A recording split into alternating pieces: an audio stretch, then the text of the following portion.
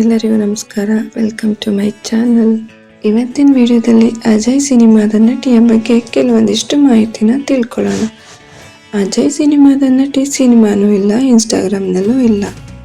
ಆರ್ಯ ಅಜಯ್ ಸಿನಿಮಾದ ಬಳಿಕ ಕಣ್ಮರೆಯಾದರ ಇದರ ಹಿಂದಿನ ರಹಸ್ಯ ಸತ್ಯ ಏನು ತಿಳ್ಕೊಳ್ಳೋಣ. ಈಕೆ ಒಂದು ಕಾಲದ ಫೇವ್ರೇಟ್ ನಟಿ ಅಂತಾನೆ ಹೇಳ್ಬೋದು. ಮಾಡಿದ್ದು ಕೆಲವೇ ಸಿನಿಮಾಗಳಾದರೂ ಅಭಿಮಾನಿಗಳೇನು ಕಮ್ಮಿ ಇರಲಿಲ್ಲ. 2004ರಲ್ಲಿ ಟಾಲಿವುಡ್ನಲ್ಲಿ ಸಂಚಲನ ಸೃಷ್ಟಿಸಿದ್ದು ಅಲ್ಲು ಅರ್ಜುನ್ ಸಿನಿಮಾದ ಆರ್ಯ ಸಿನಿಮಾ. ಆರ್ಯ ಸಿನಿಮಾದ ನಾಯಕಿಯೇ ಈಕೆ. ಈ ನಟಿಯೇ ಅನುರಾಧ ಮೆಹ್ತಾ. ಆರ್ಯ ಈ ನಟಿಯ ಚೊಚ್ಚಲ ಸಿನಿಮಾ ಆಗಿತ್ತು. ಆರ್ಯ ರಿಲೀಸ್ ಆಗಿದ್ದು ಅನುರಾಧ ಮೆಹ್ತಾ ಕೇವಲ ತೆಲುಗು ಮಂದಿಗಷ್ಟೇ ಅಲ್ಲ, ದಕ್ಷಿಣ ಭಾರತೀಯರ ಫೇವ್ರೇಟ್ ನಟಿಯಾಗಿ ಬಿಟ್ಟಿದ್ದರು. ಹುಡುಗರಂತೂ ಇಂತಹ ಹುಡುಗಿಯೇ ಲೈಫ್ ಪಾರ್ಟ್ನರ್ ಆಗಿ ಬರಬೇಕು ಅಂತ ಹಗಲುಗನಸು ಕಾಣಕ್ಕೆ ಶುರು ಮಾಡಿದ್ದರು. ಆ ಮಟ್ಟಿಗೆ ಹುಡುಗರಿಗೆ ಹುಚ್ಚು ಹಿಡಿಸಿದ ನಟಿ ಇವರು. ಆದರೆ ಹೆಚ್ಚು ವರ್ಷ ಸಿನಿಮಾ ರಂಗದಲ್ಲಿ ಇರಲಿಲ್ಲ. ಕೇವಲ 4 ವರ್ಷಗಳಲ್ಲಿಯೇ ಈಕೆ ವೃತ್ತಿ ಬದುಕು ಮುಗಿದು ಹೋಗಿತ್ತು. ಈ 4 ವರ್ಷಗಳಲ್ಲಿ ಅನುರಾಧ ಮೆಹ್ತಾ ಕನ್ನಡ ಹಾಗೂ ತೆಲುಗು ಸಿನಿಮಾಗಳಲ್ಲಿ ಮಾತ್ರ ನಟಿಸಿದ್ದರು. ಪುನೀತ್ ರಾಜ್ಕುಮಾರ್ ನಟನೆ ಅಜಯ್ ಸಿನಿಮಾಗೆ ನಾಯಕಿಯಾಗುವ ಮೂಲಕ ಸ್ಯಾಂಡಲ್ವುಡ್ಗೆ ಎಂಟ್ರಿ ಕೊಟ್ಟಿದ್ದರು. ಅಜಯ್ ಬಳಿಕ ನೆನಪಿರಲಿ ಪ್ರೇಮ್ ನಟನೆ ಒಂಗನಸು ಸಿನಿಮಾದಲ್ಲಿ ನಟಿಸಿದ್ದರು. 4 ವರ್ಷಗಳಲ್ಲಿ ನಟಿಸಿದ್ದು ಕೇವಲ ಬೆರಳೆಣಿಕೆಯಷ್ಟು ಸಿನಿಮಾಗಳು ಮಾತ್ರ. ಆದರೂ ಯಶಸ್ಸಿನ ಉತ್ತುಂಗದಲ್ಲಿದ್ದರು ಅಂತಾನೆ ಹೇಳಬಹುದು. ಹೇಗಿದ್ದರೂ ಚಿತ್ರರಂಗದಿಂದ ದೂರವಾಗಿದ್ದಕ್ಕೆ 4 ವರ್ಷಗಳಲ್ಲಿ ಸಿನಿಮಾ ರಂಗದಿಂದ ಮರೆಯಾಗಲು ಕಾರಣವೇನು? ಅವಕಾಶಗಳು ದಿಢೀರನೆ ಕಮ್ಮಿಯಾಯಿತೆ.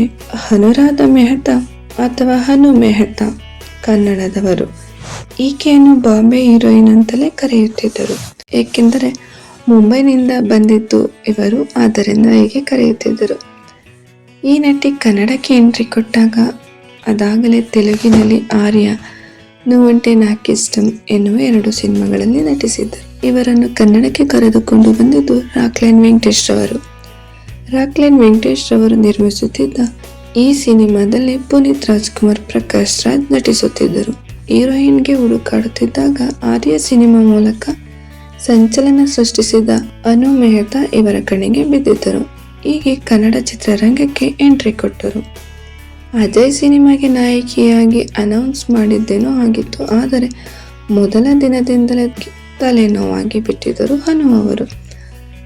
ಆಯಿಲ್ ಐಟಮ್ ತಿನ್ನೋದಿಲ್ಲ, ಒಳ್ಳೆ ಹೋಟೆಲ್ ಬೇಕು, ಹೀಗೆ ಕಂಡೀಷನ್ ಇಡುವುದಕ್ಕೆ ಶುರು ಮಾಡಿದ್ರಂತೆ. ಮೊದಲು ಬೆಂಗಳೂರಿನ ಕಾನಿಷ್ಕ ಹೋಟೆಲ್ ರೂಮ್ನಲ್ಲಿ ಹಾಕಿಕೊಟ್ಟಿದ್ದರು. ಒಂದೇ ದಿನದಲ್ಲಿ ಕಿರಿಕಿರಿ ಶುರುವಾಗಿತ್ತಂತೆ. ಹೋಟೆಲ್ ಸರಿ ಇಲ್ಲ, ಫುಡ್ ಸರಿ ಇಲ್ಲ ಅಂತ ಹೇಳೋಕ್ಕೆ ಶುರು ಮಾಡಿದ್ರಂತೆ. ಪಕ್ಕದಲ್ಲಿಯ 3 ಸ್ಟಾರ್ ಹೊಸ ಹೋಟೆಲ್ ಶುರುವಾಗಿತ್ತಂತೆ. ಅಲ್ಲಿಗೆ ಶಿಫ್ಟ್ ಮಾಡಲಾಗಿತ್ತಂತೆ. ಅಲ್ಲಿ 2 ದಿನ ಹೋಟೆಲ್ನವರು ಕಂಪ್ಲೇಂಟ್ ಮಾಡೋಕ್ಕೆ ಶುರು ಮಾಡಿದ್ರಂತೆ. ಹೀಗಾಗಿ 7 ಸ್ಟಾರ್ ಹೋಟೆಲ್ಗೆ ಶಿಫ್ಟ್ ಮಾಡಿ ಸಿನಿಮಾನ ಮುಗಿಸಿದ್ರಂತೆ. ರಾಕ್ಲೈನ್ ಕಂಪನಿಗೆ ಕೆಲಸ ಮಾಡುತ್ತಿದ್ದ ಮಂಜಯ್ಯ ಕೆಲವು ವರ್ಷಗಳ ಹಿಂದೆ ನೀಡಿದ ಸಂದರ್ಶನದಲ್ಲಿ ಈ ನಟಿಯ ಕಿರಿಕಿರಿಗಳ ಬಗ್ಗೆ ಮಾತನಾಡಿದ್ದಾರಂತೆ. ಸಿನಿಮಾ ಮುಗಿದ ಬಳಿಕ ಕೆಲವು ಫೋನ್ ಮಾಡಿದ್ರು, ಸರ್ ಅವರ ನಂಬರ್ ಕೊಡಿ ಅಂತ. ಪರ್ಫಾರ್ಮೆನ್ಸ್ನಲ್ಲೂ ಸ್ವಲ್ಪ ಕಷ್ಟಪಟ್ಟು ಕೆಲಸ ತೆಗೆಸಿದ್ದಾಯಿತು. ನಿಮ್ಮ ಖುಷಿನ ನಂಬರ್ ಕೊಡ್ತೇನೆ, ಇದರಿಂದ ನಾನು ಕಳ್ಕೊಳ್ಳೋದೇನಿಲ್ಲ. ಆದರೆ ಈ ಥರ ಅವಳ ಸ್ವಭಾವವಿದೆ, ಅದ್ಭುತ ಪರ್ಫಾರ್ಮೆನ್ಸ್ ಏನೂ ಮಾಡೋದಿಲ್ಲ, ಬೇಕು ಅಂದರೆ ಕೊಡ್ತೇನೆ ಅಂತ ಹೇಳಿದ್ರಂತೆ. ಅದಕ್ಕೆ ಎಲ್ಲರೂ ಅಯ್ಯೋ ಬೇಡ ಬಿಡ್ರಿ ಅಂತ ಹೀಗೆ ಪ್ರಚಾರ ಆಗಿಬಿಡ್ತು ಅಂತಾರೆ ಮಂಜಯ್ಯರವರು.